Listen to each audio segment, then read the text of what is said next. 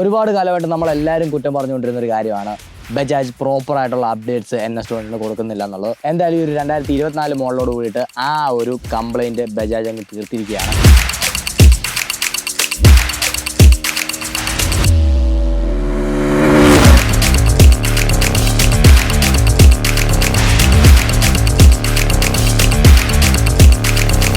Hey guys and welcome back to Vandi Malayalam. This is the all new Bajaj Pulsar NS200 2024 model.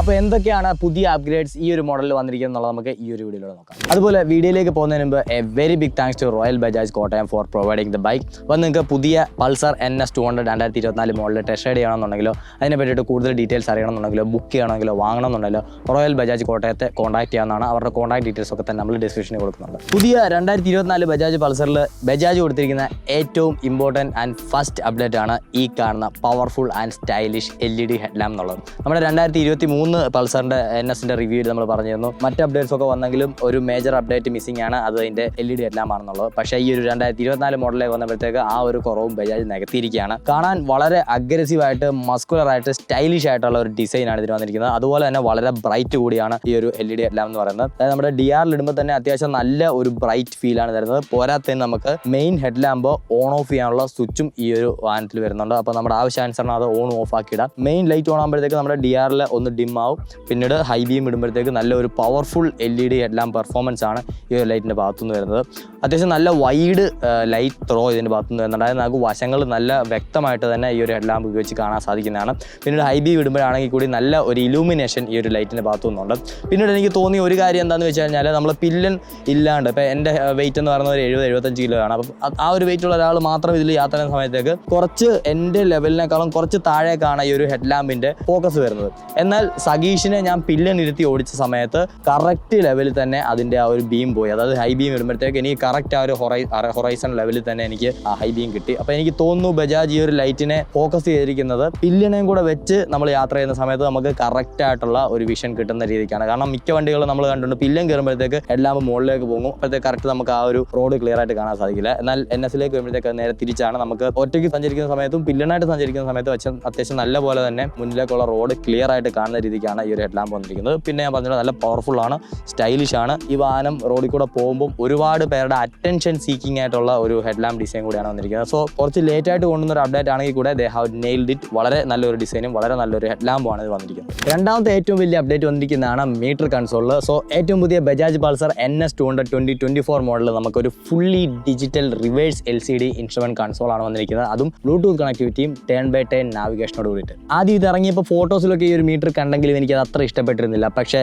ഇത് real വേൾഡിൽ use ചെയ്യുന്ന ഒരാളെന്നുള്ള നിലയ്ക്ക് എൻ്റെ ആ ഒരു നിലപാട് മാറ്റാൻ ഈ ഒരു മീറ്റർ കൺസോളിന് കഴിഞ്ഞു. കാരണം വളരെ ക്രിസ്പ് ആൻഡ് ക്ലിയർ ആയിട്ടുള്ള ഒരു ഡിജിറ്റൽ ക്ലസ്റ്ററാണിത്. അതായത് നമുക്ക് എന്തൊക്കെ ഇൻഫർമേഷൻസ് ആണോ വേണ്ടത് അതെല്ലാം ക്ലിയർലി ഈ ഒരു ഡിസ്പ്ലേയിൽ വിസിബിൾ ആണ്. നമുക്ക് ഒറ്റ നോട്ടത്തിൽ തന്നെ ഏതൊരു ലൈറ്റിംഗ് കണ്ടീഷനിലും ഏതൊരു റൈഡിങ് കണ്ടീഷനിലും വായിച്ചെടുക്കാവുന്ന തരത്തിലാണ് ഈ ഒരു ഡിസ്പ്ലേയിൽ അവർ ലേഔട്ട് ചെയ്തിരിക്കുന്നത്. അതുപോലെ തന്നെ ഇതിൻ്റെ ആ ഒരു വലിപ്പവും കാര്യങ്ങളൊക്കെ തന്നെ എനിക്ക് ഓക്കേഷ് ആയിട്ടാണ് തോന്നിയത്. ഒരുപാട് കിടിലെന്നും പറയാനില്ല, എന്നാൽ ഒട്ടും മോശമൊന്നും പറയാനില്ല. കറക്റ്റ് ആ ഒരു മിഡിൽ സ്വീറ്റ് സ്പോട്ടിൽ നിൽക്കുന്നുണ്ട്. നമുക്ക് ഡിജിറ്റൽ ടാക്കോമീറ്റർ വരുന്നുണ്ട്, സ്പീഡോമീറ്റർ വരുന്നുണ്ട്, ഓഡോമീറ്റർ വരുന്നുണ്ട്, 2 ട്രിപ്പ് മീറ്റേഴ്സ് ഉണ്ട്. അതിൽ തന്നെ ആവറേജ് ഫ്യൂൽ എഫിഷ്യൻസി നമുക്ക് കാണിച്ചു തരുന്നുണ്ട്, ഇൻസ്റ്റന്റേനിയസ് ഫ്യൂൽ എഫിഷ്യൻസി, അതുപോലെ തന്നെ ഡിസ്റ്റൻസ് ടു എംറ്റി പോലെയുള്ള ഫീച്ചറുകൾ ഇതിൽ വരുന്നുണ്ട്, ക്ലോക്ക് വരുന്നുണ്ട്. അതുപോലെ തന്നെ 10x10 നാവിഗേഷൻ്റെ ഏറ്റവും വലിയൊരു പ്രത്യേകതയാണ് ബജാജിൻ്റെ റൈഡ് കണക്ട് ആപ്പ് വഴി നമുക്ക് ഇത് ഈസി ആയിട്ട് പെയർ ചെയ്യാം. അതായത് വളരെ ഫാസ്റ്റ് ആയിട്ടാണ് പെയറിങ് നടക്കുന്നത് നമ്മുടെ ഫോണുമായിട്ട്. വണ്ടി ഓൺ ആക്കി കഴിഞ്ഞാൽ നമ്മുടെ ഫോണിൽ ബ്ലൂടൂത്തും ആപ്പും ഓപ്പൺ ആണെന്നുണ്ടെങ്കിൽ ഇൻസ്റ്റന്റേനിയസ് ആയിട്ട് തന്നെ ഈ ഒരു ക്ലസ്റ്ററുമായിട്ട് നമ്മുടെ ഫോൺ കണക്ട് ആകും. കണക്ട് ആയി കഴിഞ്ഞ് കഴിഞ്ഞാൽ നമ്മുടെ ഫോണിൻ്റെ റേഞ്ച്, ബാറ്ററി പെർസെൻറ്റേജ്, അതുപോലെ തന്നെ കോൾ ആൻഡ് മെസ്സേജ് അലേർട്സ്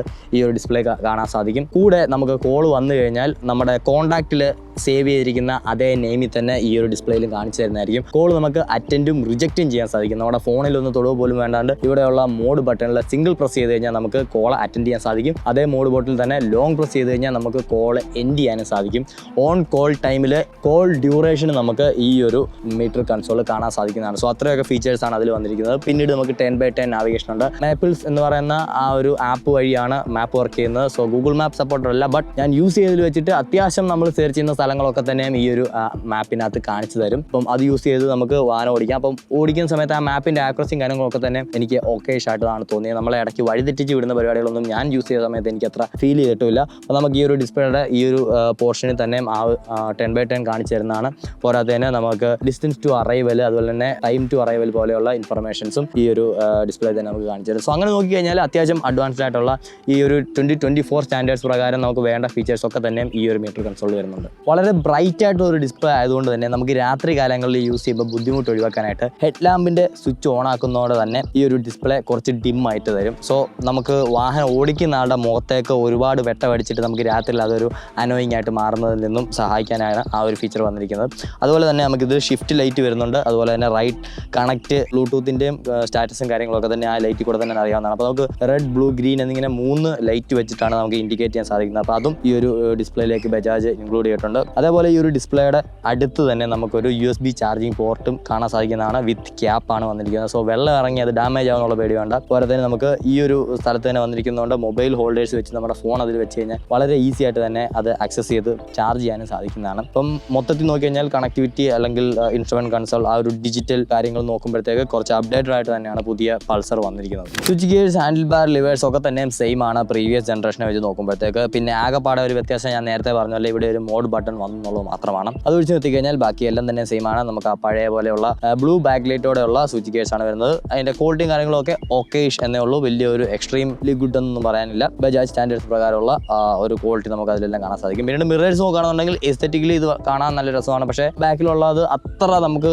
അങ്ങനെ എന്താ പറയുന്നത് എടുത്ത് കാണാവുന്ന രീതിക്കല്ല. പക്ഷേ വണ്ടിയുടെ ലുക്കുമായിട്ട് അത്യാവശ്യം ചേർന്ന് നിൽക്കുന്ന രീതിയിലുള്ള മിറേഴ്സ് ആണ്. അത്യാവശ്യം നമുക്ക് സിറ്റിയിലൊക്കെ ഓടിക്കുന്ന സമയത്ത് എന്താണ് പുറകിൽ നിന്ന് കാണാനും സാധിക്കും. ബട്ട് നമ്മൾ ജാക്കറ്റ് കാര്യങ്ങളൊക്കെ ഇട്ട് ഓടിക്കുന്ന സമയത്തേക്ക് ഇത് മാക്സിമം അഡ്ജസ്റ്റ് ചെയ്ത് വെച്ചാൽ നമുക്ക് ഒരുപാട് ഒരു വിസിബിലിറ്റി പുറകിലേക്ക് കിട്ടുന്നില്ല എന്നുള്ളതാണ് വന്നിരിക്കുന്നത്. ഇനി അവസാനത്തെ പ്രധാനപ്പെട്ട ഒരു ചേഞ്ചിനെ പറ്റി പറയുന്നതിന് മുമ്പേ അതിലും പ്രധാനപ്പെട്ട ഒരു കാര്യം എനിക്ക് നിങ്ങളോട് പറയാനുണ്ട്. നമ്മുടെ ചാനൽ കാണുന്നതിൽ ഏകദേശം 80% ആളുകളും ചാനൽ സബ്സ്ക്രൈബ് ചെയ്താണ് കണ്ടുകൊണ്ടിരിക്കുന്നത്. അതായത് റിപ്പീറ്റഡ് ആയിട്ട് നമ്മുടെ ചാനലിലെ കണ്ടന്റ് കാണുന്ന ആൾക്കാർ പോലും നമ്മുടെ ചാനൽ ഇതുവരെ സബ്സ്ക്രൈബ് ചെയ്തിട്ടില്ല. അപ്പോൾ നിങ്ങൾ മറന്നു പോയതാണെന്നുണ്ടെങ്കിൽ നിങ്ങളിപ്പോൾ ഒന്ന് ഓർമ്മിപ്പിക്കുകയാണ്. നിങ്ങൾ നമ്മുടെ കണ്ടൻസ് ഒക്കെ ഇഷ്ടപ്പെടുന്നുണ്ടെങ്കിൽ തീർച്ചയായിട്ടും ചാനൽ സബ്സ്ക്രൈബ് ചെയ്തിട്ട് തുടർന്ന് വീഡിയോസ് കാണുക. എന്നാൽ മാത്രമേ നമുക്ക് അതൊരു ഹെൽപ്ഫുള്ളായിട്ട് വരികയുള്ളൂ.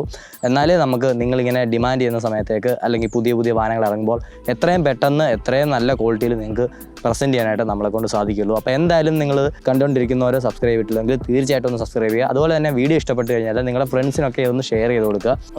ഒരാൾക്ക് നിങ്ങളൊന്ന് ഷെയർ കഴിഞ്ഞാൽ അത് നമ്മളെ ഗ്രോ ചെയ്യാനായിട്ട് ഒരുപാട് ഹെൽപ്പ് ചെയ്യുന്നതായിട്ടാണ്. പിന്നീട് ലൈക്ക് ചെയ്യുക, കമൻറ്റ് ചെയ്യുക എന്നുള്ള കാര്യങ്ങളൊക്കെ തന്നെ ചെയ്താലും നമുക്ക് ചാനൽ ഗ്രോ ചെയ്യാനായിട്ട് സഹായിക്കും. അപ്പം ഇതൊക്കെയാണ് നിങ്ങളെ കൊണ്ട് നമുക്ക് ചെയ്തു തരാൻ പറ്റുന്ന ചെറിയ ചെറിയ കുറച്ച് സഹായങ്ങൾ എന്ന് പറയുന്നത്. അതപ്പം നിങ്ങളുടെ ഭാഗത്തുനിന്ന് നിങ്ങൾ ചെയ്യും എന്ന് പ്രതീക്ഷിക്കുന്നു. അതുപോലെ തന്നെ നമുക്കിനി ബാക്കി കാര്യങ്ങൾ നോക്കാം. അടുത്ത ചേഞ്ച് എന്ന് പറയുന്നത് ബജാജ് പോലും അധികം അങ്ങനെ അഡ്വർടൈസ്മെൻറ്റിന് വേണ്ടിയിട്ടൊന്നും ഉപയോഗിക്കാത്തൊരു കാര്യമാണ്. എനിക്ക് തോന്നുന്നു അവരതിനെപ്പറ്റി മറന്നുപോയതായിരിക്കാം. കാരണം ഈ ഒരു 2024 ബജാജ് പൾസർ NS200 നമുക്ക് സ്ലിപ്പ് ആൻഡ് അസിസ്റ്റ് ക്ലച്ച് വരുന്നുണ്ട്. അത് നമ്മൾ ബ്രോഷറുകളിലോ ഒന്നിലും കാണാൻ സാധിക്കില്ല. ഈവൻ നമ്മുടെ ഡീലർഷിപ്പിൽ നിന്ന് തന്നെ ചുരുക്കം ഡീലർഷിപ്പുകൾ തന്നെയാണ് അതിനെപ്പറ്റി പറയുന്നത്. അല്ലെങ്കിൽ നിങ്ങൾ ഇതിൻ്റെ വീഡിയോസ് നെറ്റിൽ കാണുന്ന സമയത്ത് തന്നെ ചുരുക്കം വീഡിയോസിൽ മാത്രമേ നമുക്ക് ഇതിൽ സ്ലിപ്പർ ക്ലച്ച് ഉണ്ട് എന്നുള്ള കാര്യം പറയുന്നുള്ളൂ. അത് കൂടുതൽ ആളുകൾക്കും അറിയാത്തതാണോ അല്ലെന്നുണ്ടെങ്കിൽ വിട്ടുപോകുന്നതാണോ എന്നറിയത്തില്ല. എന്തായാലും നമ്മൾ ഇത് ബജാജ് ഒഫീഷ്യൽസിനോട് റിപ്പീറ്റഡ് ആയിട്ട് ചോദിച്ച് കൺഫേം ആക്കിയ ഒരു കാര്യമാണ്. ഈ ഒരു വാഹനത്തിൽ നമുക്ക് സ്ലിപ്പ് ആൻഡ് അസിസ്റ്റ് ക്ലച്ച് വരുന്നുണ്ട്. അതുകൊണ്ട് തന്നെ ഇത് ഓടിക്കുമ്പോൾ കിട്ടുന്ന ഫീലിലും നല്ല ഡിഫറൻസ് ഉണ്ട് പ്രീവിയസ് ജനറേഷനുകളെ വെച്ച് നോക്കുമ്പോഴത്തേക്ക്. കാരണം NS200 എന്നും ഒരു സ്പോർട്ടി ക്യാരക്ടർ തരുന്ന ഒരു വാഹനമായിരുന്നു. ഇതിന് വളരെ ഹൈ റബ്സിൽ പോകാൻ ഇഷ്ടമാണ്, നല്ല സ്പീഡിൽ പോകാൻ ഇഷ്ടപ്പെടുന്ന ഒരു വാഹനമാണ്. അപ്പോൾ തന്നെ അങ്ങനെയുള്ള സിറ്റുവേഷൻ നമ്മൾ ഉപയോഗിക്കുമ്പോൾ തന്നെ സ്ലിപ്പ് ആൻഡ് അസിസ്റ്റ് ക്ലച്ച് എന്ന് പറഞ്ഞാൽ വളരെ ക്രൂഷ്യൽ ആയിട്ടുള്ളൊരു കാര്യമായിരുന്നു ഈ ഒരു വാഹനത്തിൽ.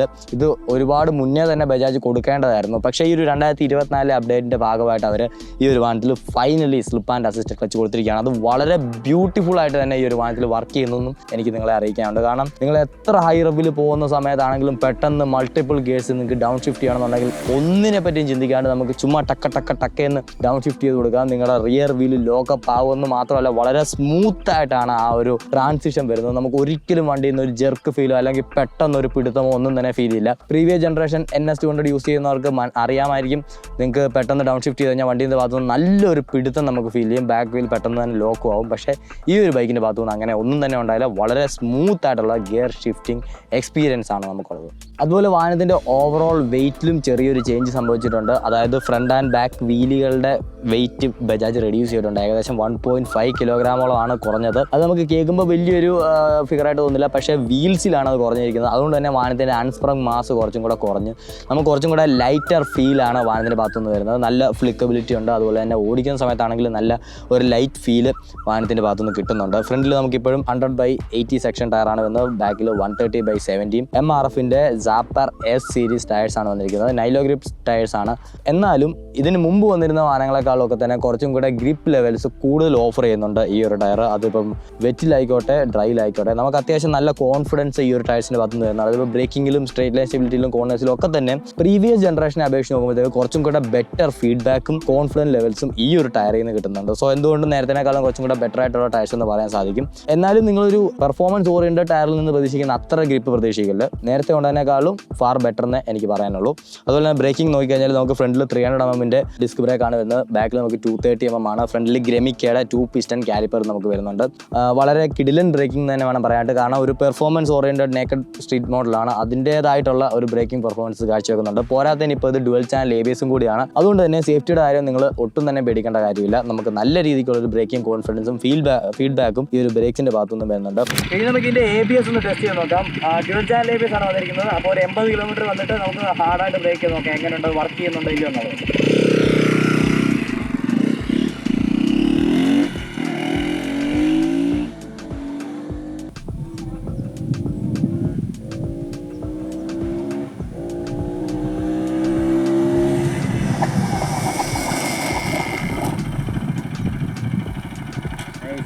ഫ്രണ്ടിൽ നമുക്ക് 41 mm USD സസ്പെൻഷനാണ് വന്നിരിക്കുന്നത്. നോർമലി 43 ആണ് KTM പോലത്തെ ബൈക്സിലൊക്കെ വരുന്നത്. പക്ഷേ ഇതിൽ നമുക്ക് 41 ആണ്. എങ്കിലും ഇതിൻ്റെ പെർഫോമൻസ് എന്ന് പറയുന്നത് അടിപൊളിയാണ്. നമുക്ക് ആ ഒരു സൈസിലുള്ള ചേഞ്ച് ഒന്നും തന്നെ അങ്ങനെ വലിയതായിട്ട് ഫീൽ ചെയ്യില്ല. ബാക്കിൽ പ്രീലോഡ് അഡ്ജസ്റ്റബിൾ ആയിട്ടുള്ള നൈട്രോക്സ് മോണോ സസ്പെൻഷനുമാണ് വന്നിരിക്കുന്നത്. സസ്പെൻഷൻ്റെ കാര്യം പറയുകയാണെന്നുണ്ടെങ്കിൽ വളരെ നല്ല രീതിക്ക് ട്യൂൺ ചെയ്തൊരു സസ്പെൻഷൻ ആയിട്ടാണ് എനിക്ക് തോന്നിയത്. കാരണം നമ്മുടെ ബ്രോക്കൺ റോഡ്സിൽ കൂടെ അല്ലെന്നുണ്ടെങ്കിൽ അൺഈവൻ റോഡ്സിലൊക്കെ ഓടിക്കുമ്പോഴത്തേക്ക് നല്ല ഒരു ബാലൻസും കംഫർട്ടും നമുക്ക് ഈ ഒരു സസ്പെൻഷൻ്റെ ഭാഗത്ത് നിന്ന് വരുന്നുണ്ട്. പ്രത്യേകിച്ച് ഫ്രണ്ട് സസ്പെൻഷൻ വളരെ റെസ്പോൺസീവ് ആണ്. നല്ല രീതിക്ക് ബംസ് ഒക്കെ തന്നെ സോക്കപ്പ് ചെയ്യുന്നുണ്ട്. എന്നാൽ നമ്മൾ സ്പീഡ് എടുക്കുന്ന സമയത്ത് നമ്മുടെ കോൺഫിഡൻസ് അധികം ചോർത്തി കളയുന്നില്ല. സോ ഓവറോൾ ഒരു നല്ല ഓൾറൗണ്ടർ USD സസ്പെൻഷൻ ആയിട്ടാണ് എനിക്ക് ഫ്രണ്ട് സസ്പെൻഷൻ തോന്നുന്നത്. അതുപോലെ തന്നെയാണ് ബാക്ക് നമുക്ക് അത്യാവശ്യം മോശം റോഡുകളിലൂടെ പോകുമ്പോൾ കുറച്ച് സ്പീഡിലാണ് പോകുന്നത്. വലിയൊരു ബമ്പ് പോലത്തെ കാര്യങ്ങളൊക്കെ നമുക്ക് കിട്ടിക്കഴിഞ്ഞാൽ ഒരടിപ്പ് വരുമെന്നുണ്ടെങ്കിലും മോസ്റ്റ് ഓഫ് ദ കേസസിലും വളരെ സ്മൂത്ത് ആയിട്ടുള്ള ഒരു റൈഡും കാര്യങ്ങളൊക്കെ തന്നെയാണ് ഓഫർ ചെയ്യുന്നത്. ഇപ്പോൾ അതിന് പില്ലിനൂടെ കയറി കഴിഞ്ഞാൽ നമുക്ക് വളരെ ഒരു കംപ്ലൈൻ്റ് ആയിട്ടുള്ള റൈഡാണ് ഈ ഒരു സസ്പെൻഷൻ്റെ ഭാഗത്ത്. സോ എനിക്ക് ഒരുപാട് ഇഷ്ടപ്പെട്ടു. അതും പ്രീവിയസ് ജനറേഷനേക്കാളും, അതായത് പ്രീവിയസ് ജനറേഷൻ്റെ ടെലസ്കോപ്പിക് സസ്പെൻഷനേക്കാളും മികച്ച ഒരു സസ്പെൻഷൻ പെർഫോമൻസ് ആണ് പുതിയ ഈ ഒരു NSലെ USD ഫോർക്കുകൾ തരുന്നത് എന്നുള്ളത് തന്നെ ഒരുപാട് സർപ്രൈസ് ചെയ്യിപ്പിച്ച ഒരു കാര്യം കൂടിയാണ്. സോ സസ്പെൻഷൻ ഞാൻ 10/10 കൊടുക്കും. നല്ല ഗുഡ് സസ്പെൻഷനാണ്. പിന്നെ നമ്മുടെ പെരിമീറ്റർ ഫ്രെയിം അതുപോലെ തന്നെയുണ്ട്. ഒരു ഗ്രേ കളറിലാണ് വന്നിരിക്കുന്നത്. സോ അതിൻ്റെ പെയിൻറ്റ് ജോബ് എനിക്ക് ഓവറോൾ ഇഷ്ടപ്പെട്ടു. ഈ കാണുന്ന റെഡ് എന്ന് പറയുന്നത് നമ്മുടെ ആദ്യത്തെ, അതായത് BS3 NSലൊക്കെ വരുന്നിരുന്ന ആ ഒരു റെഡുമായിട്ട് എനിക്ക് ഒരുപാട് സാമ്യത തോന്നി. അതുകൊണ്ട് തന്നെ ഇത് കാണുമ്പോൾ നമുക്ക് നല്ലൊരു നൊസ്റ്റാൾജിക് ലുക്ക് ഉണ്ട്. ആ ഒരു proper old school NS vibe നമുക്ക് ഈ ഒരു വാഹനത്തിൻ്റെ ഭാഗത്തുനിന്ന് വരുന്നുണ്ട്. ഇതല്ലാണ്ട് 3 കളർ ഓപ്ഷൻസിലൂടെ വാഹനം അവൈലബിൾ ആണ്. ബ്ലാക്ക്, ഗ്രേ, അതുപോലെ തന്നെ വൈറ്റ് കളേഴ്സിലൊക്കെ തന്നെ വരുന്നുണ്ട്. അവരിടയ്ക്ക് ബജാജ് ഒരുപാട് വിമർശനങ്ങൾ കേട്ടാണ് അവരുടെ കളർ ആൻഡ് ഗ്രാഫിക്സിൽ അവർ കാണിച്ചുകൊണ്ടിരുന്നതിനെ പറ്റി. കാരണം NSനിടയ്ക്ക് വൈറ്റ് വീൽസും കാര്യങ്ങളൊക്കെ അവർ കൊടുത്തിരുന്നു. സോ അതൊരുപാട് വിമർശനങ്ങൾ ഏറ്റുവാങ്ങി. പക്ഷേ ഇപ്പം അവർ അതെല്ലാം സെറ്റിലായിട്ട് നല്ല ഒരു രീതിക്ക് തന്നെയാണ് പോയിക്കൊണ്ടിരിക്കുന്നത്. കാരണം വണ്ടി കാണാനായിട്ട് അത്യാവശ്യം സ്റ്റെൽത്തി ആൻഡ് സ്റ്റൈലിഷ് ലുക്കുണ്ട്. പെട്ടെന്ന് ഐ-ക്യാച്ചി ആയിട്ട് വരികയും നന്നായിട്ട് അട്രാക്റ്റ് ചെയ്യുന്നുണ്ടെന്ന് അവർ പറഞ്ഞും നമുക്ക് ആ ഒരു ഫീഡ്ബാക്കും കൂടെ കിട്ടിയിരുന്നു. സോ ആ ഒരു ഭാഗത്തും നീറ്റ് ജോബാണ് ചെയ്തിരിക്കുന്നത്. നമുക്കിവിടെ 200 ബാഡ്ജിങ് ഉണ്ട്. ഗ്രേഡിയൻറ്റ് പോലെയാണ് കൊടുത്തിരിക്കുന്നത്. ഇവിടെ ഒരു ക്ലാസിക് സിൽവർ ലൈനും കാര്യങ്ങളൊക്കെ പോയിട്ടുണ്ട്. സോ അത് കാണാനാണെങ്കിലും അത്യാവശ്യം നല്ല കോൺട്രാസ്റ്റ് ആയിട്ട് നമുക്ക് ഫീൽ ചെയ്യുന്നുണ്ട്. മൊത്തത്തിൽ ഒരു മിനിമൽ രീതിക്കുള്ള പെയിൻറ്റ് ആൻഡ് ഗ്രാഫിക്സ് ജോബാണ് ബജാജ് ഇവിടെ ചെയ്തിരിക്കുന്നത്. And finally the engine. Always NSൻ്റെ ആ ഒരു സ്ട്രോങ് പോയിന്റ് ആണ് ഇതിൻ്റെ എൻജിൻ എന്ന് പറയുന്നത്. 199.5 cc single cylinder liquid cooled triple spark DTSI എഞ്ചിനാണ് ഇതിൽ വന്നിരിക്കുന്നത്. സോ നിങ്ങൾക്കിപ്പോൾ ഒരു കൺഫ്യൂഷൻ തോന്നിയേക്കാം. അതായത് പലയിടത്തും നമ്മൾ കേട്ടിട്ടുണ്ട് ബജാജ് ഈ ഒരു OBD2 ആയപ്പോഴത്തേക്ക് ട്രിപ്പിൾ സ്പാർക്ക് ടെക്നോളജി ഒക്കെ മാറ്റി സിംഗിൾ സ്പാർക്കിലേക്ക് പോയി എന്നുള്ളത്. ആക്ച്വലി ഇപ്പോഴും ബജാജ് ഇതിൽ ട്രിപ്പിൾ സ്പാർക്ക് തന്നെ യൂസ് ചെയ്യുന്നുണ്ട്. അത് നമുക്ക് പ്രൊമിനൻ്റ് ആയിട്ട് എഞ്ചിനിൽ തന്നെ അവർ കൊടുത്തിട്ടുണ്ട്. പോരാത്തതിന് ഈ വണ്ടി നമ്മൾ നോക്കുമ്പോൾ തന്നെയും ഇതിൽ നമുക്ക് 3 സ്പാർക്ക് പ്ലഗുകൾ ഉള്ളതായിട്ട് തന്നെ മനസ്സിലാക്കാനും സാധിക്കുന്നതാണ്. സോ ബജാജ് അവരുടെ സൈറ്റിലും എല്ലാം ട്രിപ്പിൾ സ്പാർക്ക് തന്നെയാണ് ഇപ്പോഴും പറയുന്നത്. So there is no change for that. എഞ്ചിനെ പറ്റി പറയുകയാണെന്നുണ്ടെങ്കിൽ ഓൾവേസ് ഒരു റബ് ഹാപ്പി എഞ്ചിനാണ്. അത് ഈ ഒരു ഏറ്റവും പുതിയ 2024 അവതാറിലേക്ക് വരുമ്പോഴത്തേക്ക് കുറേ കൂടെ ബെറ്റർ ആയി എന്ന് വേണം പറയാനായിട്ട്. കാരണം നേരത്തെ ഇതുവരെ ഞാൻ ഓടിച്ചിട്ടുള്ള ഒരു ജനറേഷൻ ഓഫ് NSലും ഫീൽ ചെയ്യാത്തത്ര റിഫൈൻമെൻറ്റ് എനിക്ക് ഈ ഒരു വാഹനത്തിൽ നിന്ന് ഫീൽ ചെയ്യാൻ സാധിച്ചു എന്നുള്ളതാണ് ഏറ്റവും വലിയൊരു സർപ്രൈസിങ് ഫാക്ടർ എന്ന് പറയുന്നത്. കാരണം നിങ്ങൾ എത്ര റവ് എന്ന് പറഞ്ഞാലും അത് റെഡ് ലൈന് തൊട്ട് മുന്നേ വരെ നല്ല രീതിക്ക് റിഫൈൻഡ് ആയിട്ട് തന്നെ ഈ ഒരു എഞ്ചിൻ നമുക്ക് ഫീൽ ആവും. റിഫൈൻമെൻറ്റ് ഞാൻ പറയുമ്പം ഹോണ്ടയുടെ കൂട്ട് അത്ര ഒരു സ്മൂത്ത്നെസ് എന്നല്ല പറയുന്നത്, എന്നാൽ വലിയ വൈബ്രേഷൻസ് ഒന്നും തന്നെ ഈ ഒരു എഞ്ചിൻ്റെ ഭാഗത്ത് നമുക്ക് വരുന്നില്ല. വളരെ റഫ് ഹാപ്പിയാണ്. കൈ തിരിക്കുമ്പോൾ തന്നെ വണ്ടി വളരെ ഫ്രീ ആയിട്ട് തന്നെ റെപ്സ് ക്ലൈം ചെയ്യുന്നുണ്ട്. അതുപോലെ തന്നെ എഞ്ചിൻ്റെ പവർ ക്യാരക്ടേഴ്സ് നോക്കുകയാണെന്നുണ്ടെങ്കിൽ അപ് ടു 7000 RPM വാഹനം ഒരു നോർമൽ 155cc ഒക്കെ ഓടിക്കുന്ന, അല്ലെങ്കിൽ 160cc ഓടിക്കുന്ന പോലത്തെ ഒരു ഫീൽ മാത്രമേ നമുക്ക് കിട്ടുന്നുള്ളൂ. ലോ ആൻഡ് ടോർക്ക് അത്ര വലിയൊരു കിഡിലെന്ന് പറയാനില്ല. നോർമൽ നമ്മുടെ ഡേ ടു ഡേ കമ്മ്യൂട്ടിങ്ങിന് വേണ്ടിയിട്ട് ഉപയോഗിക്കാവുന്ന രീതിയിലുള്ള ടോർക്കാണ്.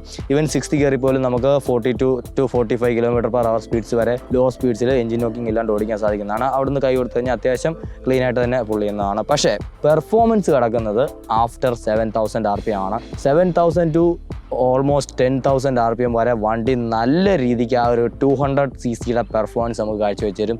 വണ്ടിയുടെ എക്സോസ്റ്റ് സൗണ്ട് മാറും, എഞ്ചിൻ്റെ ആ ഒരു പവർ ഡെലിവറി തന്നെ ഓവറോൾ മാറും. അങ്ങനെ മൊത്തത്തിൽ നല്ലൊരു ത്രില്ലിംഗ് എക്സ്പീരിയൻസ്, ഒരു ട്രൂ പൾസർ ക്യാരക്ടർ കാണിക്കുന്നത് ആ ഒരു റീജിയണിലാണ്. സോ നമുക്ക് നല്ല രീതിക്ക് തന്നെ കൈ കൊടുത്ത് ഓടിക്കാൻ പറ്റുന്ന ഒരു വാഹനമാണിത്. നിങ്ങൾ വാങ്ങിയാൽ തന്നെ ഇത് ആ ഒരു രീതിക്ക് ഓടിക്കുമ്പോൾ മാത്രമാണ് നമുക്ക് അതിൻ്റേതായിട്ടുള്ളൊരു കംപ്ലീഷൻ ഈ ഒരു വാഹനത്തിൻ്റെ ഭാഗത്ത് നിന്ന് ഫീൽ ചെയ്യാൻ സാധിക്കുകയുള്ളൂ. ഒരു 4500 RPM റേഞ്ചിൽ നമുക്ക് ചെറിയൊരു വൈബ്രേഷൻ ഫീൽ ചെയ്യും. അത് മെയിനായിട്ട് വരുന്നത് സീറ്റിനടിയിലാണ്. സീറ്റിനടിയിൽ അത് അറിയാൻ സാധിക്കുന്നതാണ്. ചെറിയൊരു തരിപ്പ് നമ്മുടെ ഫുഡ് ബാക്കിലും വരും. ഫുഡ് ബാക്കിൽ വൈബ്രേഷൻ കാര്യങ്ങളൊക്കെ മാക്സിമം കുറയ്ക്കാനായിട്ട് നമുക്ക് റബ്ബർ ബുഷും കാര്യങ്ങളൊക്കെ വരുന്നുണ്ട്.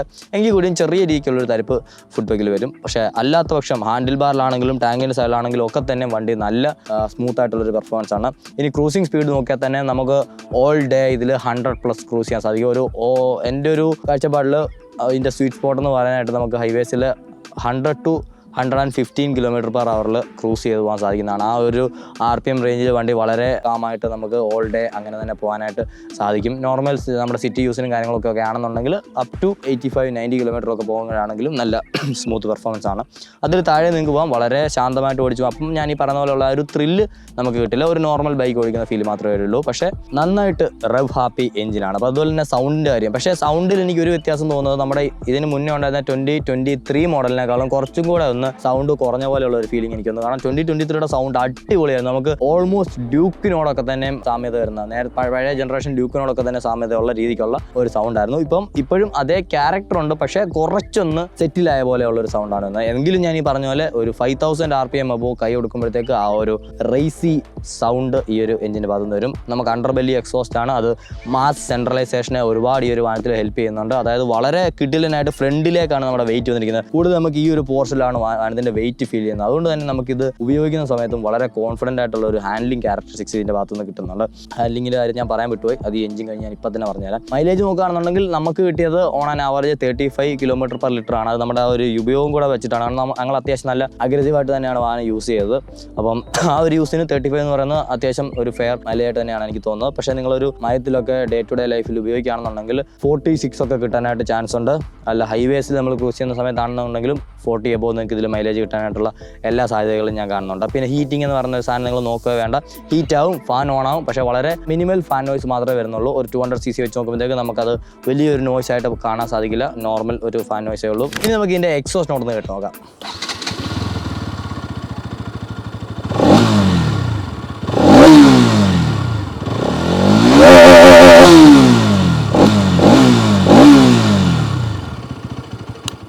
അതേപോലെ ഹാൻഡ്ലിങ്ങിൽ വന്നിരിക്കുന്ന വ്യത്യാസവും നമുക്ക് പ്രകടമാണ്. അത് നിങ്ങളൊരു ഓൾഡർ ജനറേഷൻ NS ഓടിച്ചിട്ടാണ് ഇത് ഓടിക്കുന്നുണ്ടെങ്കിൽ നമുക്ക് എടുത്തറിയാൻ സാധിക്കുന്ന ഒരു കാര്യമാണ്. കാരണം അൺസ്പ്രങ് മാസ് കുറഞ്ഞു, നമുക്ക് USD ഫോർക്ക് വന്നു. അതുപോലെ തന്നെ എനിക്ക് തോന്നുന്നു പ്രീവിയസ് ജനറേഷനെക്കാളും ഈ ഒരു ഷോക്ക് അബ്സോർബർ സെറ്റിംഗ് അല്ലെങ്കിൽ സസ്പെൻഷൻ സെറ്റിംഗിൽ ബജാജ് കുറച്ച് റീവർക്ക് ചെയ്തിട്ടുണ്ട്. അതിൻ്റെ ഭാഗമായിട്ട് ഇത് കുറച്ചുകൂടെ കംഫർട്ടബിൾ ആയെന്ന് ഞാൻ പറഞ്ഞു. അതേപോലെ തന്നെ നമുക്ക് സ്ട്രേറ്റ് ലൈൻ സ്റ്റെബിലിറ്റി, അതുപോലെ തന്നെ cornering stability, day to day ലൈഫിൽ നമുക്ക് സിറ്റി ട്രാഫിക്കിലൂടെ ഫിൽട്ടർ ചെയ്യുന്ന കാര്യങ്ങളൊക്കെ തന്നെ കുറേ കൂടെ സിമ്പിളായിട്ട് ഈ ഒരു ബൈക്കിൽ ഫീൽ ചെയ്യും. അതായത് വളരെ ലൈറ്റായിട്ട് നമുക്ക് ബൈക്ക് ഫീൽ ചെയ്യും, നല്ല റെസ്പോൺസീവാണ്, നമുക്ക് പെട്ടെന്ന് ഫ്ലിക്ക് ചെയ്യുക. അതുപോലെ തന്നെ വളരെ ഷോർട്ട് വീൽ ബേസ് മാത്രമേ വരുന്നുള്ളത് കൊണ്ട് തന്നെ നമുക്ക് പെട്ടെന്ന് ഡയറക്ഷൻ ചേഞ്ചസ് ഒക്കെ തന്നെ വാനിൽ നടത്താൻ സാധിക്കുന്നതാണ്. സോ ഓവറോൾ നോക്കുകയാണെന്നുണ്ടെങ്കിൽ ഒരു പെർഫെക്റ്റ് ഓൾറൗണ്ടർ ബൈക്കായിട്ട് മാറിയിരിക്കുകയാണ് ഏറ്റവും പുതിയ 2024 NS 200 എന്ന് പറയുന്നത്.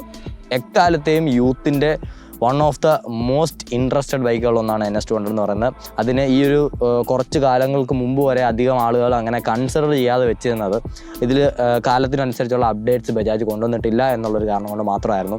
എങ്കിൽ കൂടി തന്നെ ഇതിന് ഒരുപാട് ഫാൻ ബേസ് ഉള്ളതുകൊണ്ട് തന്നെ അങ്ങനെ ഫാൻസ് ആയിട്ടുള്ള ഒരുപാട് പേര് ഈ ഒരു ബൈക്കിലേക്ക് പോയിരുന്നു. അതിപ്പം മീറ്റർ കൺസോൾ അൺലോക്ക് ആയിരുന്നെങ്കിലും അത് LED ഹെഡ് അല്ലായിരുന്നെങ്കിലും ഒക്കെ തന്നെ അവരതിനെ കൺസിഡർ ചെയ്തിരുന്നു. പക്ഷേ എടുത്തു പറയേണ്ട ഒരു കാര്യം, ആ ഒരു മീറ്റർ കൺസോളിന് പോലും ഒരു ഫാൻ ബേസ് ഉണ്ടെന്നുള്ളതാണ്. കാരണം ആ ഒരു അനലോഗ് ടാക്കോമീറ്റർ നമ്മൾ റെപ്സ് ക്ലൈംബ് ചെയ്യുന്നതിനനുസരിച്ച് പോകുന്ന കാണാൻ തന്നെ ഒരു പ്രത്യേക ഭംഗിയായിരുന്നു. പക്ഷേ അത് നമ്മൾ പറഞ്ഞിട്ട് കാര്യമില്ല, കാലത്തിനനുസരിച്ചുള്ള മാറ്റം വന്നാൽ മാത്രമേ ഒരു ബ്രാൻഡ് എന്നുള്ള നിലയ്ക്ക് ഒരു വാഹനത്തിന് മുന്നോട്ട് പോകാൻ സാധിക്കുള്ളൂ. അതെന്തായാലും ബജാജ് നീറ്റായിട്ട് ഇവിടെ ചെയ്തിട്ടുണ്ട്. ജസ്റ്റ് ഒരു തട്ടിക്കൂട്ട് മീറ്റർ അല്ലെങ്കിൽ ഒരു തട്ടിക്കൂട്ട് ലൈറ്റ് എന്നുള്ള രീതിക്കല്ല ഇത് വന്നിരിക്കുന്നത്. വളരെ ഫങ്ഷനിങ് ആയിട്ട് ഇതിന് ചേരുന്ന രീതിക്ക് തന്നെയാണ് ഈ ഒരു മീറ്ററിനെയും അതുപോലെ തന്നെ ഇതിലെ ഹെഡ് ലാമ്പിനെയും ഒക്കെ തന്നെ ബജാജ് അപ്ഡേറ്റ് ചെയ്തിരിക്കുന്നത്. അപ്പം ഓവറോൾ നിങ്ങൾക്ക് ഒരു അണ്ടർ 2 lakhs പെർഫോമൻസ് ഓറിയൻറ്റഡ് ആയിട്ടുള്ള ഒരു സ്റ്റൈലിഷ് ബൈക്ക് വേണമെന്ന് ആഗ്രഹമുണ്ടെങ്കിൽ കണ്ണും അടച്ച് നിൽക്കുമ്പം കൺസിഡർ ചെയ്യാവുന്ന ഒരു മോഡലായിട്ട് മാറിയിരിക്കുകയാണ് NS 200 2024 മോഡൽ എന്ന് പറയുന്നത്. കാരണം ഇപ്പോൾ ഇതിൻ്റെ ഓൺ റോഡ് പ്രൈസ് വരുന്നത് ഏകദേശം 1.97 lakhs ആണ് കോട്ടയത്ത്. അപ്പോൾ നിങ്ങൾക്ക് കൂടുതൽ ഫൈനാൻസ് ഓപ്ഷൻസിനെ പറ്റിയൊക്കെ അറിയണമെന്നുണ്ടെങ്കിൽ ഞാൻ ആദ്യം പറഞ്ഞ പോലെ റോയൽ ബജാജ് കോട്ടയത്തെ കോൺടാക്ട് ചെയ്യാവുന്നതാണ്. ഓൾസോ ഈ ഒരു ബൈക്ക് അവിടെ ടെസ്റ്റ് റൈഡിനും അവൈലബിൾ ആണ്. സോ നിങ്ങൾ അവിടെ ചെന്ന് കഴിഞ്ഞാൽ നിങ്ങൾക്ക് ഒരു വാഹനം ഓടിച്ച് നോക്കിയിട്ട് എങ്ങനെയുണ്ട് എന്നുള്ളത് ഫീൽ ചെയ്യാനായിട്ട് സാധിക്കുന്ന ഒരു കാര്യം കൂടെയാണ്. ഇത് മാത്രമല്ല, ബജാജിൻ്റെ പുതിയ പൾസർ ലൈനപ്പ് എല്ലാം തന്നെ അവിടെ അവൈലബിൾ ആണ്. ഡോമിനർ പോലെയുള്ള വാഹനങ്ങളും അവിടെ അവൈലബിൾ ആണ്. എന്തായാലും നിങ്ങൾ അതൊന്ന് ചെക്കൗട്ട് ചെയ്ത് നോക്കുക. അപ്പോൾ ഒരു ബിഗിനറിന് പറ്റിയ ബൈക്കാണോ എന്ന് ചോദിച്ചു കഴിഞ്ഞാൽ ഞാൻ ഓക്കെ എന്ന് പറയാം. കാരണം അറ്റ്ലീസ്റ്റ് നിങ്ങളൊരു 100cc പഠിച്ചതെന്നുണ്ടെങ്കിലും നിങ്ങൾക്ക് വലിയ പേടി കൂടാണ്ട് ഓടിക്കാൻ സാധിക്കുന്ന ഒരു ബൈക്കാണിത്. കാരണം ആഫ്റ്റർ 7000 RPM മാത്രമേ ആ ഒരു 200-ൻ്റേതായിട്ടുള്ള ഒരു അഗ്രസീവ്നെസ് ഈ ഒരു ബൈക്ക് കാണിക്കുന്നുള്ളൂ. അതുവരെ വളരെ ലീനിയർ ആയിട്ടുള്ള ഒരു പെർഫോമൻസ് മാത്രമാണ് ഇതിൻ്റെ ഭാഗത്തുനിന്ന് വരുന്നത്. അതുകൊണ്ട് തന്നെ നിങ്ങൾക്ക് പേടി കൂടാണ്ട് ഓടിച്ച് പഠിച്ച് പിന്നീട് കുറച്ച് കാലം ഉപയോഗിക്കണമെന്നുണ്ടെങ്കിലും പറ്റിയ ഒരു വാഹനം തന്നെയാണ്. കാരണം പെട്ടെന്നൊന്നും നിങ്ങൾക്ക് പവർ കുറഞ്ഞു പോയി എന്നുള്ളൊരു ഫീൽ ഇതിൽ വരില്ല. അത്യാവശ്യം കൈ കൊടുത്ത് ഓടിച്ച് കഴിയുമ്പോഴത്തേക്ക് നല്ല ഒരു അഗ്രസീവ് ഫീൽ തന്നെ തരുന്ന ഒരു വാഹനമാണിത്. സോ ആ ഒരു പ്രൈസിന് നോക്കുമ്പോഴത്തേക്ക് ഇപ്പോൾ എന്തുകൊണ്ടും ബജാജ് പൾസർ NS 200 ഒരു ടോട്ടലി വർത്ത് ഓപ്ഷൻ തന്നെയാണ്. സോ നിങ്ങൾക്ക് ഒരു 200cc ബൈക്ക് നോക്കുമ്പോഴത്തേക്ക് തീർച്ചയായിട്ടും കൺസിഡർ ചെയ്യാവുന്ന ഒരു മോഡൽ തന്നെയാണ് പൾസർ 200 NS എന്ന് പറയുന്നത്. സോ എന്താണ് നിങ്ങൾക്ക് ഒരു വാഹനത്തെ പറ്റിയുള്ള അഭിപ്രായം എന്നുള്ളത് തീർച്ചയായിട്ടും കമൻറ്റ് ചെയ്യുക. അതുപോലെ തന്നെ ഈ ഒരു പുതിയ മോഡൽ 2024 മോഡൽ ഓൺ ചെയ്യുന്ന ആരെങ്കിലും ഈ വീഡിയോ കാണുന്നുണ്ടെങ്കിൽ തീർച്ചയായിട്ടും എന്താണ് നിങ്ങളുടെ യൂസർ സൈഡ് ഒപ്പീനിയൻ എന്നുള്ളത് ഒന്ന് കമൻറ്റ് ചെയ്തേക്കുക. അത് ഈ ഒരു വാഹനം വാങ്ങാൻ പോകുന്ന ആളുകൾക്കും നമുക്കും ഇതിനെപ്പറ്റി കൂടുതൽ അറിയാൻ ആഗ്രഹിക്കുന്ന ആളുകൾക്കും വലിയ ഒരു ഇൻഫർമേഷൻ തന്നെയായിരിക്കും. So do comment that. പിന്നീട് പറയാനുള്ളത്, പ്രീവിയസ് ജനറേഷൻ ഓൺ ചെയ്യുന്ന ആരെങ്കിലും ഈ ഒരു വാഹനം ടെസ്റ്റ് റൈഡ് എടുത്തിട്ടുണ്ടെങ്കിൽ എന്താണ് നിങ്ങൾക്ക് ഫീൽ ചെയ്തെന്നുള്ളതും കൂടെ ഒന്ന് കമൻറ്റ് ചെയ്യുക. കാരണം ഞാൻ ഈ വീഡിയോയിൽ പറഞ്ഞ കാര്യങ്ങളൊക്കെ തന്നെ കറക്റ്റ് ആണോ എന്ന് എനിക്കും കൂടെ ഒരു ബോധ്യം വരാൻ. കാരണം കംപ്ലീറ്റ്ലി ഞാനിത് ഓടിച്ചതിൻ്റെ ബേസിസിലാണ് ഞാൻ നിങ്ങളോട് പറഞ്ഞിരിക്കുന്നത്. സോ അതേ ഒരു ഒപ്പീനിയൻ തന്നെ വേറൊരാൾക്ക് വരിക എന്ന് പറയുന്നത് നമുക്ക് വലിയൊരു കാര്യം തന്നെയാണ്. സോ അതുകൂടെ ഒന്ന് നോക്കിയേക്കുക. ഇനി നിങ്ങൾക്ക് ഇതുപോലത്തെ വീഡിയോസ് കാണാനായിട്ട് നമ്മുടെ ചാനൽ തീർച്ചയായിട്ടും സബ്സ്ക്രൈബ് ചെയ്യുക. അപ്പം ഇന്നത്തെ വീഡിയോ ഇത്രയേ ഉള്ളൂ. ഇഷ്ടപ്പെട്ടു എന്ന് വിചാരിക്കുന്നു. ഇഷ്ടപ്പെട്ടെങ്കിൽ ലൈക്ക് ചെയ്യുക. അടുത്തൊരു വീഡിയോയിൽ മറ്റൊരു വാഹനമായിട്ട് കാണുന്നതായി ഇറ്റ്സ് മീ സൈനിങ് ഔട്ട്.